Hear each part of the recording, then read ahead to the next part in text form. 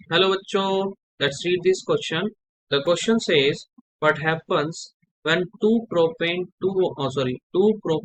is heated with concentrated H2SO4 at 440 Kelvin temperature.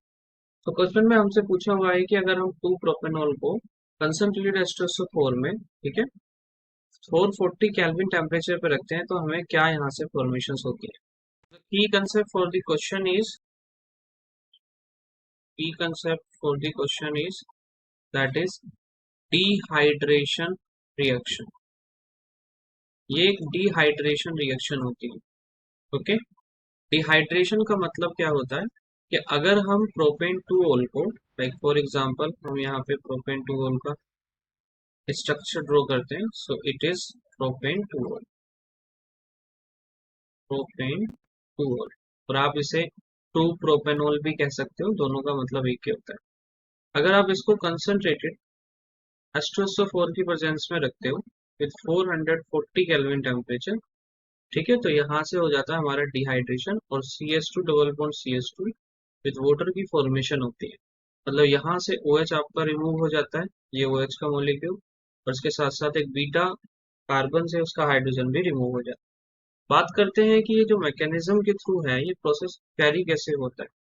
तो सबसे पहले जब भी आप कंसंट्रेटेड H2SO4 की प्रेजेंस में लेते हो तो ये अपनी तरफ से H पॉजिटिव आयंस को रिलीज करता है, और ये H पॉजिटिव आयंस, ठीक है, ऑक्सीजन और हाइड्रोजन का जो ये यहाँ पे बॉन्ड है, ऑक्सीजन के पास प्रेजेंट लोन पेयर की तरफ क्या हो जाता है, ये इलेक्ट्रॉन इसको अपने लोन पेयर डोनेट करता है, और जिसकी वजह से अट्रैक्शन होता है इनके बीच में और एक फॉर्मेशन तैयार होती है like this CH3Cl single bond oxygen, single bond एक यहाँ पे है आपके पास में हाइड्रोजन, और एक हाइड्रोजन जो आपने अभी इलेक्ट्रॉन को डोनेट करके अपने पास जोड़ा है, और इसके पास पॉजिटिव चार्ज यहाँ से आ जाता है.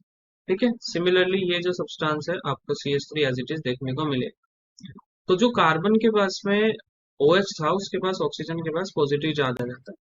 अब जैसा कि आप देख रहे हैं कि ऑक्सीजन 3 वैलेंसी तो कैरी करता नहीं है, तो यही 3 वैलेंसी क्या होती है, एक अनस्टेबल स्टेज होती है, जिसकी वजह से नेक्स्ट स्टेप में क्या करता है, ये OH मतलब ऑक्सीजन जो है कार्बन से एक इलेक्ट्रॉन को विड्रॉ कराकर अपनी वैलेंसी पूरी कर लेता है, और जिसकी वजह से कार्बन के पास में क्या हो जाता है, पॉजिटिव चार्ज जनरेट हो जाता है like this CH3 single bond CH, यहाँ पॉजिटिव चार्ज आ जाएगा और सिंगल बॉन्ड CH3, और यहाँ से आपका रिमूवल ऑफ वाटर हो जाता है. ठीक है, अब जैसा कि आप देख रहे हैं डिहाइड्रेशन यहाँ पर हो चुका है, पानी यहाँ से रिमूव हो चुका है. अब आगे क्या होगा, वाटर रिमूव होने के बाद में ये अगले स्टेप में जाता है, जिसमें कि ये, जैसा कि आप जान रहे हो कि जिस कार्बन पे आपका पॉजिटिव चार्ज है इट इज अल्फा कार्बन, उसके पड़ोसी जो कार्बन है दैट इज बीटा कार्बन. तो बीटा कार्बन से जो प्रेजेंट बीटा हाइड्रोजन होते हैं वो हाइड्रोजन, उनमें से एक हाइड्रोजन अपना एक इलेक्ट्रॉन विड्रॉ करा के मतलब डोनेट करता है कार्बन को, और ये फॉर्मेशन आपको कुछ इस तरह से विजिबल होती है like CH3 single bond CH positive charge and single bond, यहाँ पे आपके पास मैं ऐसे करके मान लेता हूँ CH2 और एक सिंगल बॉन्ड हाइड्रोजन ये रहा. तो ये हाइड्रोजन अपना इलेक्ट्रॉन को क्या करता है, रिलीज करता है कार्बन को, और जिसकी वजह से यहाँ पे फॉर्मेशन आपको कुछ इस तरह से दिखती है that is CH3 CH positive charge single bond CH2 negative charge and with H positive ion.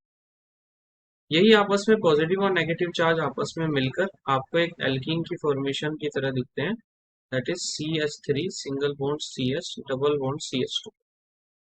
तो यहाँ से फॉर्मेशन होगी दैट इज प्रोपीन.